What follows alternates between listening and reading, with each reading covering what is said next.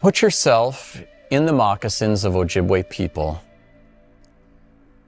in the early to mid 1800s. This was a really difficult time. If Native people decided to resist, use their military might, fight for their land, stave off American attacks, it usually didn't go too well.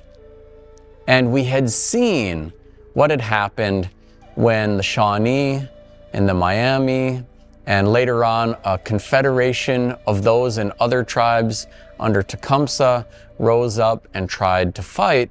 It usually didn't go really well. However, if you decided to engage the United States in diplomacy, negotiate for best terms, you'd still get marched off on a trail of tears. The Americans were coming to take everything you had, and there was no way to stop them or slow them down. It was impossible. Thanks for watching today. I'm Anton Treuer. Let's keep in touch. I'm active on social media, and my website has lots of information on my books, speaking engagements, resources for the Ojibwe language, teachers, and more. Miigwech.